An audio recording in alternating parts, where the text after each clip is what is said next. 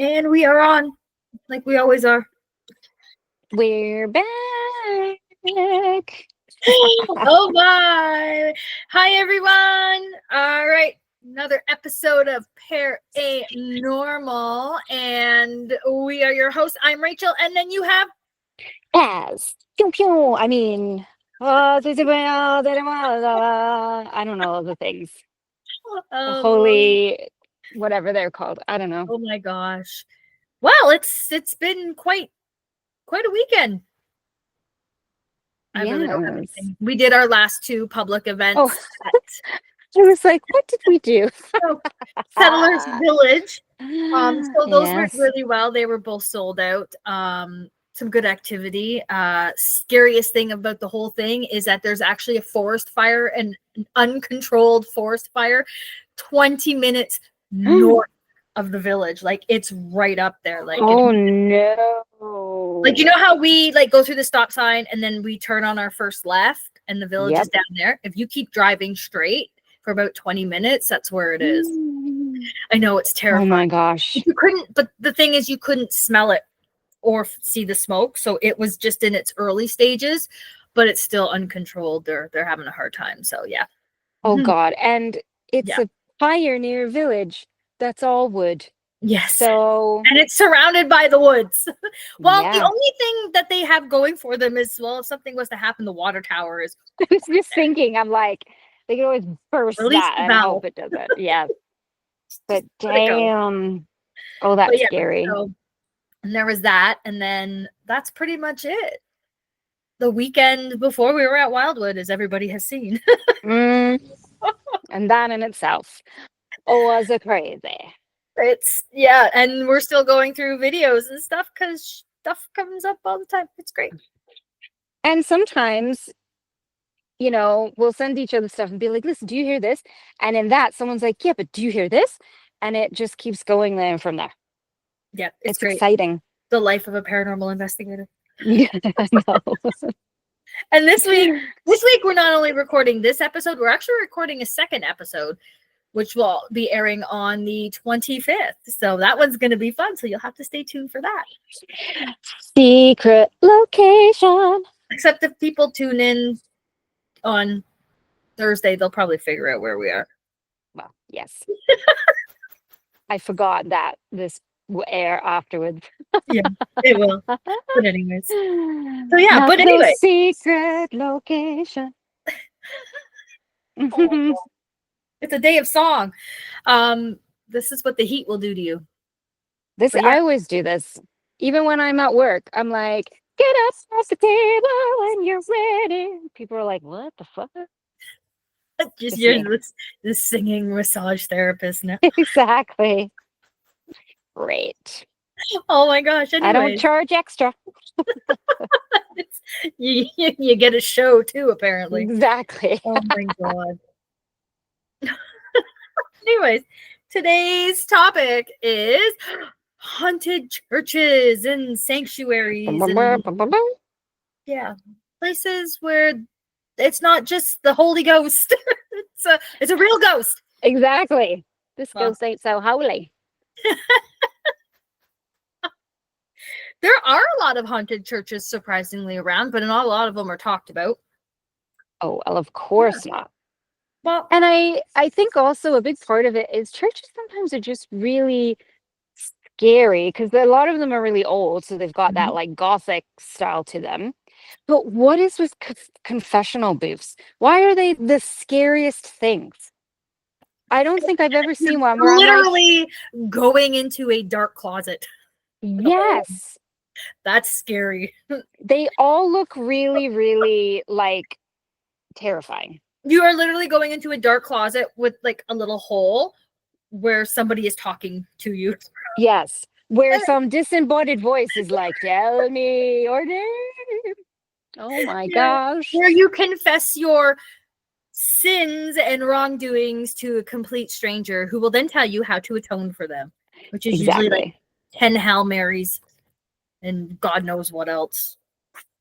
Which is kind of a good deal, really. I know, especially if you kill somebody. Yeah. We do not condone killing someone and then going No, to confession. no, The law does not absolute you. it's not going to save your ass on that one. But yeah, You go, if you kill someone, you go into another kind of little scary closet type place. well, we're going to see that this week. Oh, dun, dun, And dun. we'll take lots of pictures to post too. For sure. It's going to be fun. Anyways, all right.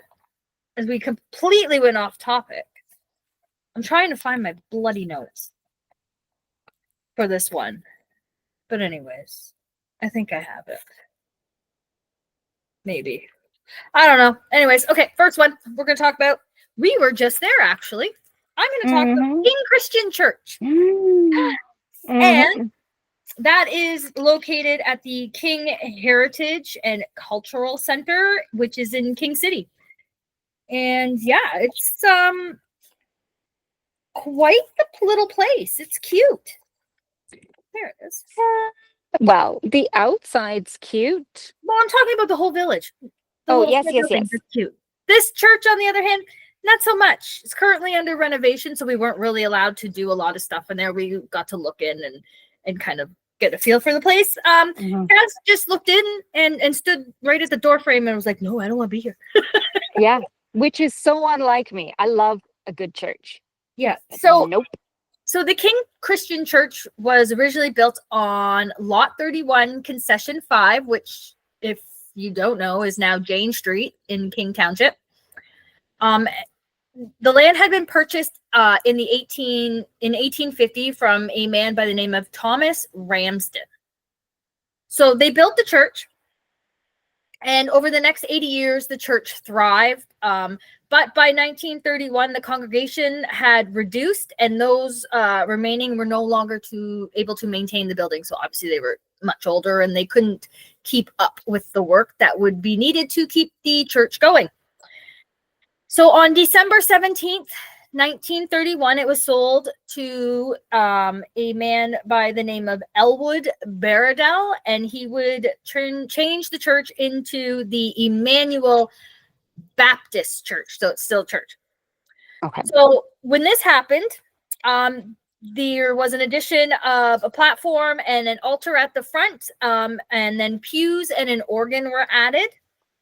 And again, a few years later, so by 1978, the Baptist church congregation had once again reduced, and the building was given to the Township of King under the care of the King Township Historical Society.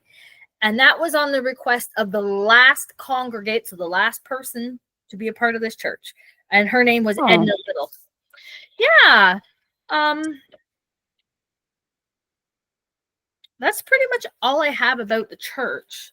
But I should say that in the early days where the church was originally located, there was a burial ground beside it. So there was a cemetery connected to this church at its original spot.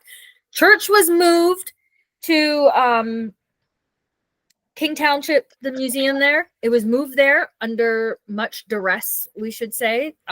People were not happy it was being moved, and its removal onto the back of the truck was met with a lot of protesting and angry signs.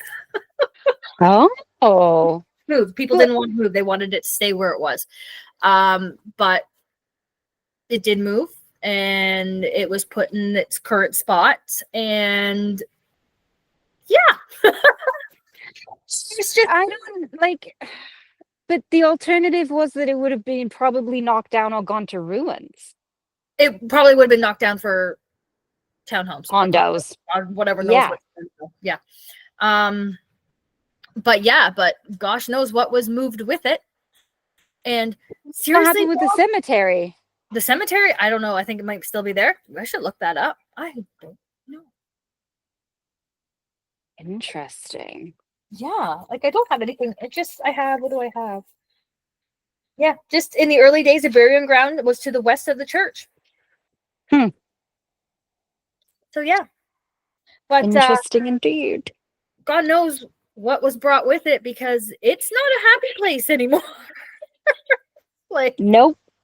So there's definitely somebody or a few buddies that aren't happy. We were told that the Rescue Mediums, TV show from Ontario, like way back in the day, had gone there, and even their mediums had picked up on what they would describe as like a portal in the church. We were also told that current. When did they say that? Oh, were you not listening to? That's I don't know.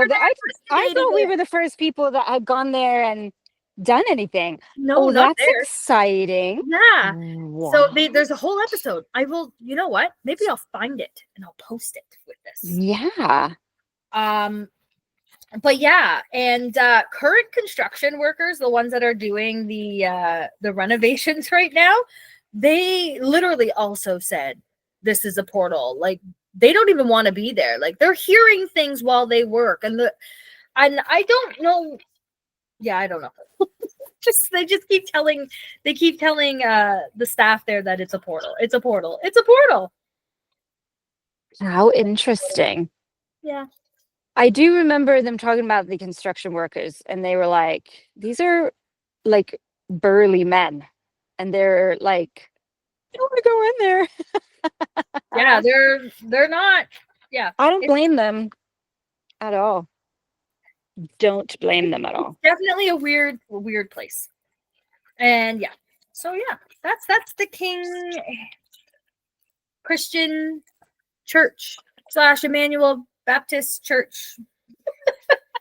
Now, have the staff reported anything? I don't remember if they said anything. I can't remember either. No, but it's very, yeah. I did not like it at all. I had no problem. But then again, that's me. You're talking about the girl who fell asleep at the Hinsdale house, so whatever. Anyway. This is true. Well, I highly recommend people go there and check it out. Hopefully they're finished construction soon, because it would have been nice to get in and really like do a proper investigation and have all of the stuff in it, because that's a whole other thing. So not only has it been moved, it has now gone under renovation, and all of the stuff has been taken out of there. So I can only imagine why it's all disturbed and angry. And they are. Can't wait to go back when it's not and it's all put back together to see what's going on. I know. I hope they keep a good report from the construction guys as to what happens. I think it's very funny. They should get them to write down what they've experienced while there. Yeah. Yeah. All right. Well, my first place is St. Columkille's Church. This is in Uptergrove. Grove. Listen, I know exactly where this is, because when I was looking up this stuff, I seen that name and I was like, why do I know why does Uptergrove sound familiar? And then I seen a picture of the church and I was like, holy shit, that's the church I see when I'm driving to the Beck house, and I'm like, I want to fucking go there. Oh, well, you should go there. Buckle up. Here we go. So, 1855, some Irish and Scottish Catholic immigrants built a little parish, but it was just literally a little wooden frame building. It was torn down, and the current brick church was erected in 1905. It is a Gothic structure located at the top of the hill, and it is like literally at the top of the hill. It's very creepy. There is a parish that is right next to it. The parish, I couldn't find out when it was built. I'm assuming around the same time that the current church was built, so early 1900s, and it was used for some time and then just sat creepily not used. Ghost stories started over 100 years ago, and a lot of them were by the parishioners, people who attended the church, which is sometimes weird, because often you know, they don't want to Mhm. say things like that. And it's just like spooky legend ghost stories. Um, so there is a graveyard that is or was originally located at a farm close to where this church was. When the big church was built, they dug up all the bodies and moved them over, and now there is a nice Mhm. graveyard next to the church. And funnily enough, a lot of the locals were very upset that the bodies were dug up, but they were literally in just some guy's farmer's field. But that's Mhm. how it was back in the day, including some bodies from people's backyards. Because, you know, back in the day, you're like, sorry, Pa, I love you. And then in the backyard he goes. And so they were also Mhm. uprooted and put into the cemetery. So many believe the spirit responsible is a former priest. He had pledged that he wanted to complete a specific number of sermons, but died before he could. And so there is a mysterious male figure that is, oh, bug attacking me. Sorry, get okay. Or it's that priest. I don't know. So he had said that he wanted to complete a number and that was his mission, and unfortunately died before he did this. So this figure that many people see lingers around at the front of the church, I guess wherever the priest usually would be, and that's what people believe it's him. There's a burial vault in the lower level of this church, and the door to it creaks open on its own quite frequently. I'd shut my pants if that was the case. So again, other than the mysterious male shadow figure, there have been other shadowy figures that seem to sit in the pews or seem to be walking around in the background when there's no one supposed to be there. Mysterious candlelight is often seen from the windows when no one is in there and there shouldn't be any candles ablazing. But typical doors opening and disembodied voices, but also eerie organ music is often heard when no one is there playing the organ. That would be scary. Yeah, Organs in themselves. I know. They're like the What? creepiest instrument. Yeah, they're like, what could be the scariest instrument to have play at this place of worship? I know. And these giant pipe things everywhere. So that would terrify me too. If Yeah. you're just there and all of a sudden the creepy music started playing. But it does look like a really cool church. And I'll I take loves it. a good church. We'll So do a road yeah. trip soon.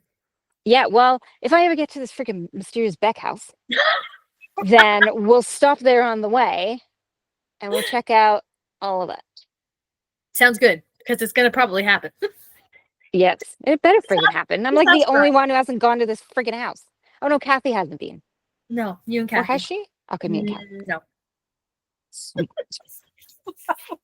Oh my gosh.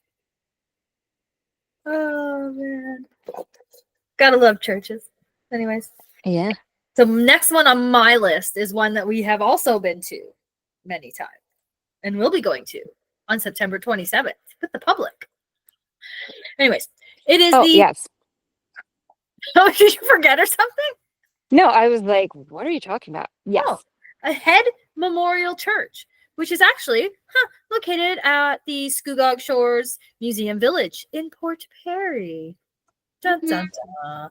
So it was built by the earliest settlers in 1860, and it is in its original location. It has never been moved, apparently. It cost $677 to build, and that was including the shed. Which I suppose back in the day. Because Yeah, when's that was this? probably like 1800s? 1860. Yeah, So yeah, it was a lot of money. that is. It was the first white church on the island, because if you all don't know, Scugog Island is indigenous grounds, so everyone on there was native, no white. And that when they started coming in around 18, I think 40s or something like that, they started to show up, and then they started to settle on the land on the island. So it opened its doors on September 8th, 1861. But due to its lack of funds, it had several ministers. So they couldn't always afford to have ministers because you had to pay them. I was just going to say, I didn't know you paid them. I thought Yeah. they got like room and board and that was their No. pay. Nope, that's their job. They're ministers. That's their job. Okay. Anyways, so a lot of the times when there were no ministers available, community members were relied on to read from the Bible, and then they were relied on to find a minister for the church. My God. Yeah, the back tea room was added in 1914. And then I should also mention that the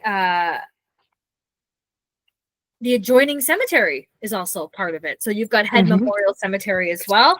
And that was, I gotta find my thing here. That was established pretty much with the church. I do have a list of everybody who is apparently buried there. But yeah, I don't even think I have that on here. Oh, maybe not. I just have my whole book from when we go do the public event that I leave so that everybody can look. But yeah, but no, I don't have that in here. I have pictures.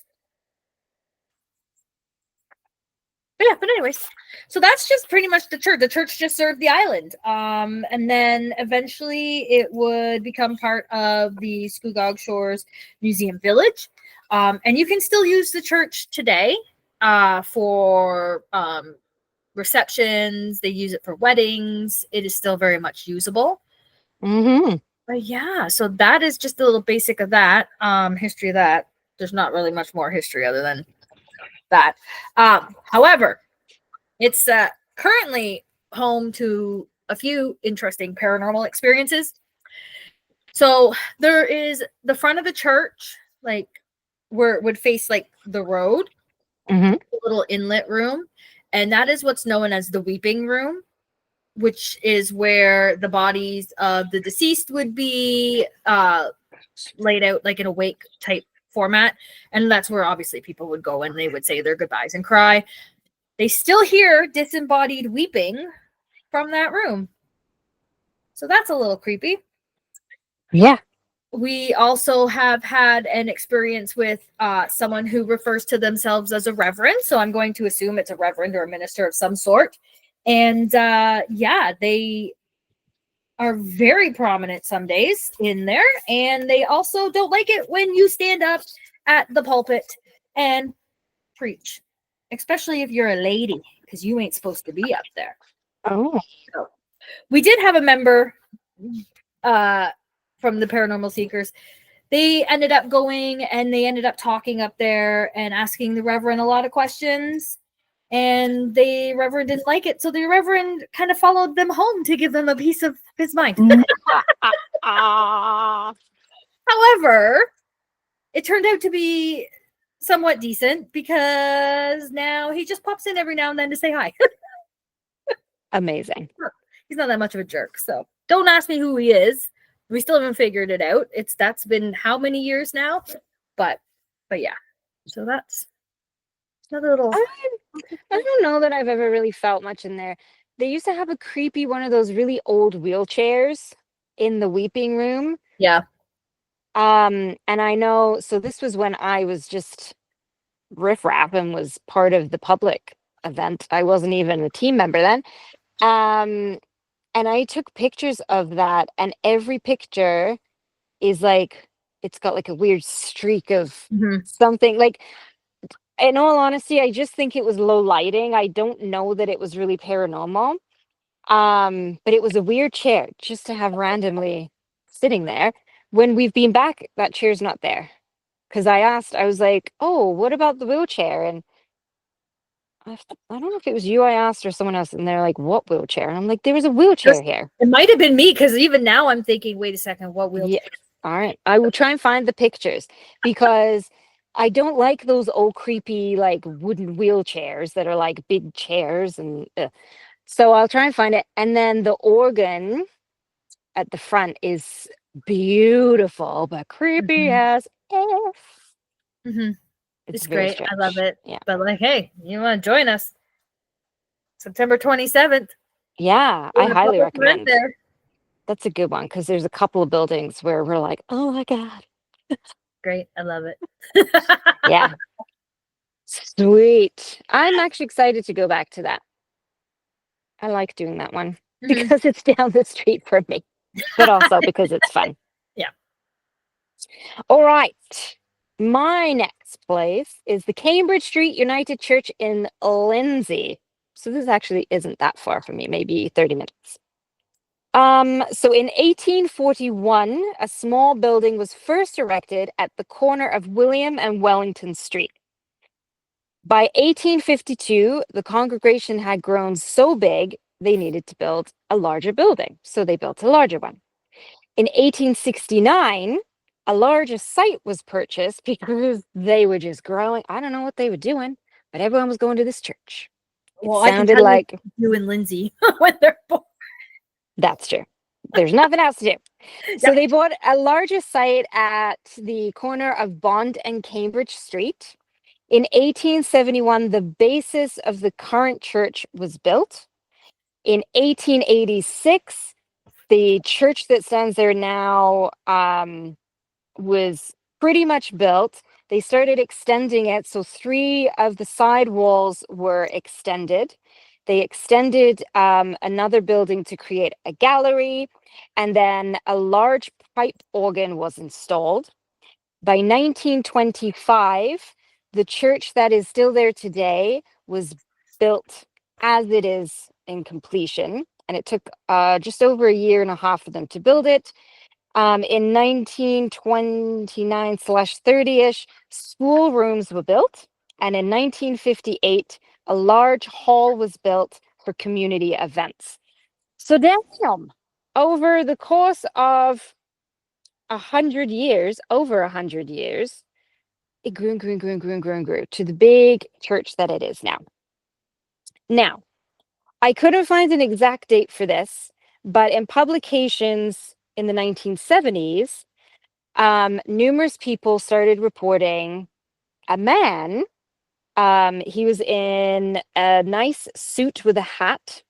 Um, and enough people started reporting this shadowy man that they did like a whole series of news events on it.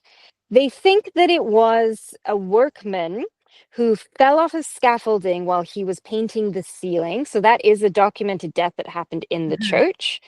I don't know that he would be wearing a nice suit and hat though, if you're painting. Maybe he's in his Sunday burial best. suit. Yeah, Sunday best. Maybe. I don't know, but that's the only death that is recorded to have happened inside the church. There's also been a lot of reports of cupboard doors flying open. In fact, one woman fled in a massive panic because all these doors opened. Your typical footsteps when no one is around, especially in the upper hallways, lots of disembodied voices. And then again, the feeling that someone is watching you or that you catch someone out of the corner of your eye and nobody is there. Dun, dun, Dun, dun, dun. dun. I think it's one of those, I don't know what the term is, I'm sure there's a term, but it's where if it's a stage or anything along those lines where you have chairs facing you, your brain instinctually thinks people sit there and look, so then you feel like people are watching you. Yeah. Not to say that people aren't sitting there. And it is creepy AF when you're faced with a situation like that where there's chairs and everyone's staring at or, facing you. But I don't always think just because of that, it means it's haunted. I think people just start to get a little paranoid. But this is a pretty like massive church. So, and they're very echoey. And so you could always attribute sounds to being footsteps, but really it's not. It's just noises Yeah. echoing around. Or you can hear outside, someone's outside being like, woo, and then it comes inside and reverberates, and it sounds like someone's in there. I don't know why I'm debunking all these things, but I just thought I'd Well, add. I It's could add a bullshit. few more to what it could be in Lindsay, but I'm just gonna be nice. Well, there you go. But it's a nice looking church. It is very big. Is it? I'm trying to remember where it is, but Well, it's at the corner of Bond and Cambridge Street. yeah, I don't remember where that is. Yeah, I was like, I It's don't a know. drive. I didn't really care. I know where Kent is and Queen. I know where Kent is, and that's about. And William Street. Oh my god. And I think it's William. There is this beautiful old gothic-y looking house that is a law firm. And I'm trying to figure out who to contact for us to go in and investigate. Listen, all I know is that there was a building there. Well, the building is still there. There was a store on the corner of like Kent and Lindsay Street that a friend of mine owned that we investigated a few times, which is pretty cool. But now, like 2 doors down, they have the Bong and Dong. So, yes, literally exactly what you think. Okay. Anyways, Moving on. we can go to that. Are you going to talk about the one?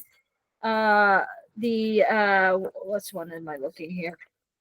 Are you going to discuss the Chalmers United? No. Okay. What? No. Okay, I will discuss that one because I'm leaving the one that's behind me to last. Oh, I didn't even know that was a real thing. Oh, this is a real thing. Mm. All right, so I'm going to talk about Chalmers United Church, but there's not much on it, and someone's going to learn more about it on Thursday. Sweet. Anyways, okay, so Chalmers United Church is in Kingston. It is actually one of the many stops on the Haunted Walks. Ooh. Yeah. So the cornerstone of this building, so it started, was laid on October 23rd, 1888. It was a rainy day with several hundred in attendance. So for years, this United Church had no official address. It was literally situated on a triangle of land that borders Earl Street, Berry Street, and Clergy Street. The main door is on an angle to Clergy and Berry, so it's like right in the corner. It's actually pretty cool. In 1995, it had a fire, which started in an organ. What? Which was apparently caused by faulty wiring. So this fire caused extensive damage, and the congregation was moved to a building across the street for their services until repairs were made. It says that it took 7 miles, because apparently we're American now, 7 miles of electrical wire to rewire this part of the sanctuary. Holy moly. Fire. Anyways. So they also had another incident. The floor at the back of the church fell 4 inches when the choir was lined up to protest down the aisle. Oh my gosh. So that was because the vertical steel posts that held up the beams had rusted out due to the damp earth floor in the basement and collapsed. Oh. Something maybe is telling them just give it up. No. So, like I said, this is one of the many stops on the Haunted Walk tour of Kingston. Many people have claimed to have felt a presence and heard strange sounds, especially at night, and especially while they've been practicing the organ. So, and it is also stated that one woman was found in a state of sheer terror with her back pressed up against the wall. And she didn't say why? She was terrified in the church. Well, they don't really say anything because it's on the Haunted Walks and they want you to take that Haunted Walk. So, right, I get it. And of course, you can't record it or anything, right? So, Mm-hmm. So it's definitely, yeah, it's got a weird vibe because I've walked by it many times. Are you public allowed to go inside? I Like don't during the know. day? Okay. I don't know. That's a good question. I have no idea. I would say Well, maybe we'll find out. you knew me. I don't know. But yeah, so I thought I'd throw that one in there just for the whoop. Nice. Yeah. Well, I'll do like my last two because they're pretty short. Okay. So my first is the Church of Saint Mary Magdalene in Toronto. It was built in 1888 and it took over 10 years to actually complete it. It's a Gothic revival church located at Manning and Ulster Street. The ghost stories go back as far as the 1920s, with the most prevalent being the Grey Lady specter. She is seen mostly inside, but she has also been seen floating around outside. So I don't know who's letting the spirit out, but she's out. She's out, people. Um, so of course it is your typical lady in a gray dress. She's often and regularly seen at the very front by the altar, but she has been seen by the organist. I don't know what's going on with organs and organists. He was actually the first one to report it, and then it's just been reported ever since. Um, and she was just like hanging out, like, what's going on out here? Let's play a little show tune. Um, and then he was also the one that was like, I got the hell out of there. And she was outside. Maybe, glog, glog, glog. We don't know. It was the Getting into the 1900s. Um, sacramental wine. exactly. But since then, there are very frequent reports of heavy footsteps, especially when the person's in the church all by themselves, so there should be no footsteps. Loud bangs, doors opening and closing, and a lot of voices, especially like up on the upper level. Just people hanging out, chatting. Now, are they all ghosts? I don't know. But this gray lady seems to be, she was in a lot of newspaper reports. She's pretty famous. So who she is, they think she was one of the earliest congregational people, and she just really loved the church. And so in the afterlife, there she is, which kind of goes against their religion. Anyways, we'll move on from that. So the next one is not actually a church, but it is called the Fulford Place. It is in Brockville. It was built between 1899 and 1901. It is a 2,000 square feet Edwardian mansion. It was built by Senator George Taylor Fulford, who was part of the Liberal Party of Canada. He sold pink pills to pale people. And that's how it's reported, like in quotation. So in other words, scam artist. I don't know if that's true. But anyways, They changed the these color of your skin yeah, they're like, oh, from you the look a little inside pale. out. Try Instead of, these pink pills. it's probably radiation.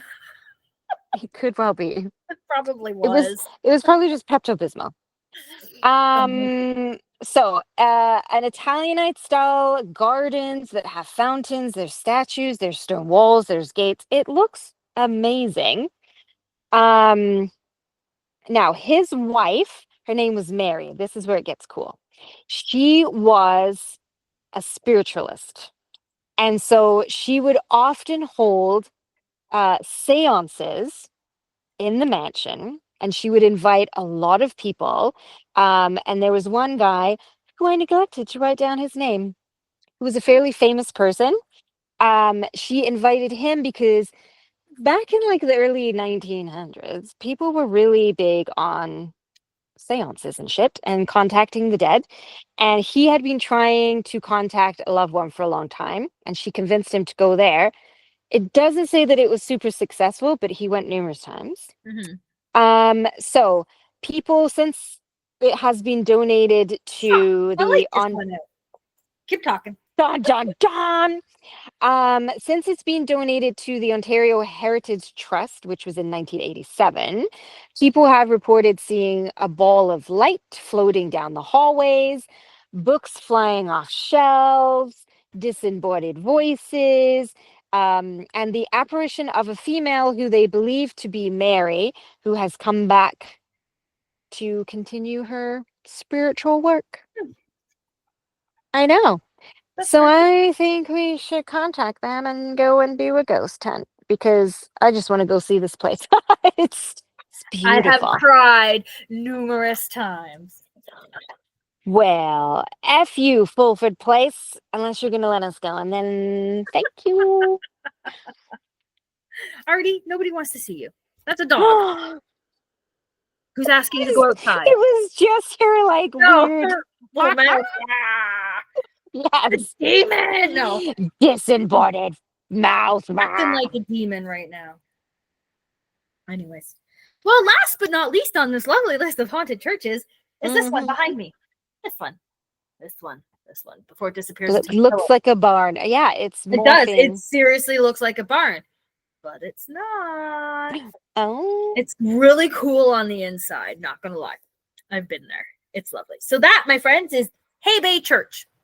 So it is the oldest surviving Methodist building in Canada. Oh. It was built in 1792. Wow. Yep. So it's located in Hay Bay, which is Adolphustown, which is Napanee. Okay, I'm like, you're saying words. I don't know any of this place. Blah, blah, blah, blah, blah, blah. Anyways, so the building was enlarged in 1835. It was used as a farmer's barn. Oh my God. When the congregation built the new church in Adolphustown in 1860, but it was reacquired for church use in the early 20th century by the Methodists again. So it went from church to barn to church. Nice. Yeah. So that's why it looks like a barn. Pretty much.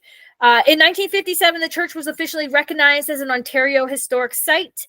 And later in 1992, received the American Methodist designation. And then the church, the land, and its nearby cemetery, which is right across the street, was designated as a National Historic Site of Canada in 2001. Ooh. So, with a church like this, you would think, wow, it's got a lot of history.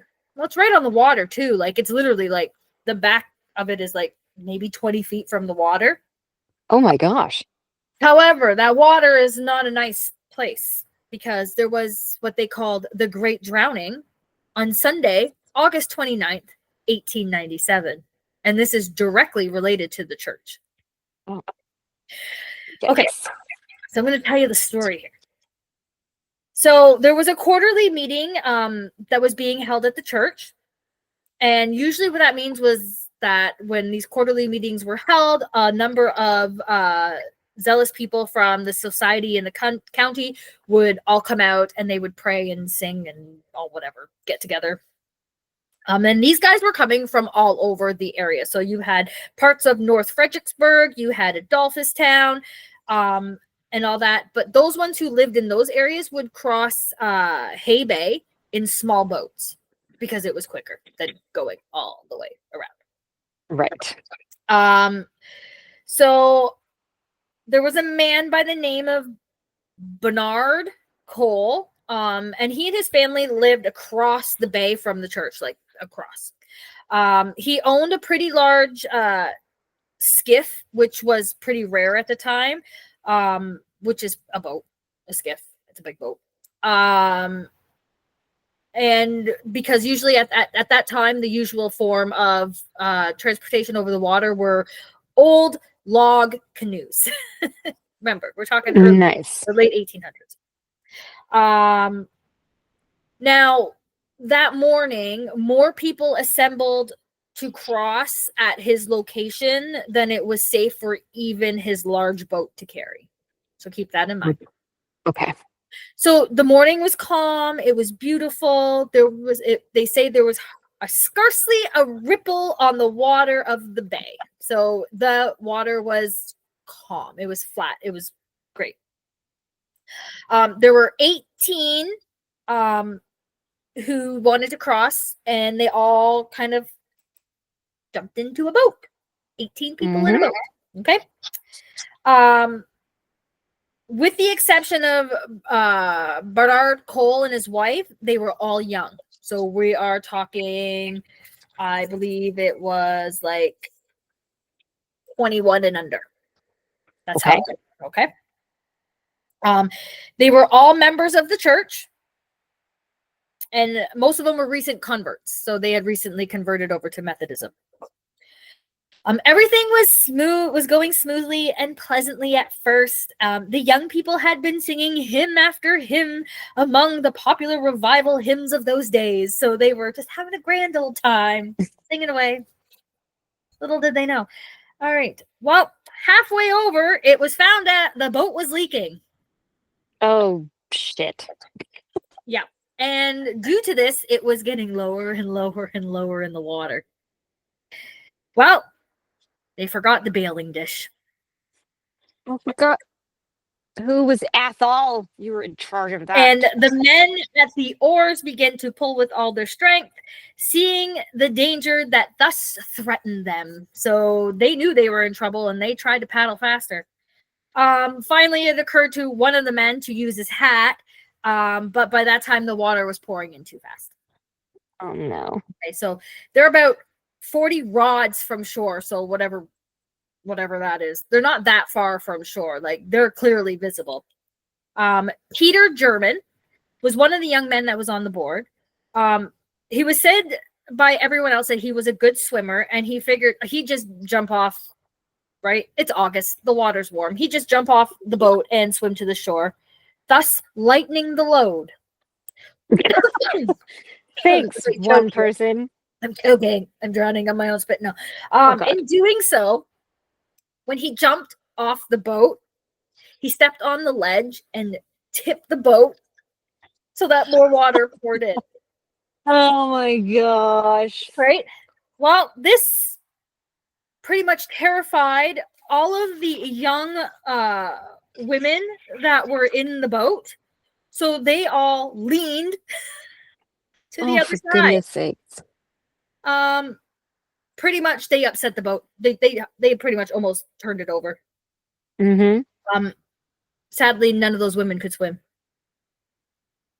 Not a single. And I would imagine their clothes were very heavy back then. So yeah. So they struggled. Obviously, they clung to each other, and they all drowned. Yeah. So Peter Bogart, one of the young men, who was also a good swimmer, was said to be carried down. So he drowned as well. He died as well by someone clinging to him. Because at that point you're in, right? Yeah, absolutely. Yep. And so John German, who was also a good swimmer, notice how the boys are good swimmers. He turned back to help when he heard the cries of his sister. But she sank before he could get to her. And he swam around and up and down that bay until he was exhausted and gave up. So he drowned too. His body was found some distance from the others and was not recovered until the next day. So those who had enough presence of mind to cling to the boat were kept floating until help came, but 10 of the 18 on board drowned. Wow. Yeah. So because I said the church was right there, it says the scenes from the shore are represented to have even been more heart-rending than those in the water, because a lot of their parents were standing there waiting for them and watching them drown in the process. Oh, no. Yeah. They said some tore their hair out or their clothing apart in agony. Some said to have rolled on the ground. Others were paralyzed by the sight. Oh. Yeah. That's awful. Yeah. So two of the people in the boat, Peter Bogart and Jane German, were to have soon been married. They were literally going to be getting married very soon. to each other. Yeah. So pretty much the church was transformed into a morgue because they had Dang. to. And then the next day, the funeral took place, the 10 coffins all being placed in a row outside of the church. 8 of the graves were side by side in the old burying ground, which is across the street. The 9th was laid beside some other member of her family. And then one of the girls, Mary Cole, was buried on the north side of the bay in a well-known burial place on her father's farm. Yeah. Wow. So how's that? That is awful. So, and today there's a lot of hauntings, a lot of activity that is said to take place there. Maybe what do I got here? Where's the notes? There they are. Okay, so there's said to be like a woman. They can hear a woman weeping, and there's lots of feelings of panic. Obviously, there's men there as well. They think that there's some old reverends and ministers that are still there, but a lot of it dates and leads back to this drowning. So it's really hard to kind of like piece everything together because it's just so much chaos. Mm-hmm. But that was that, yeah.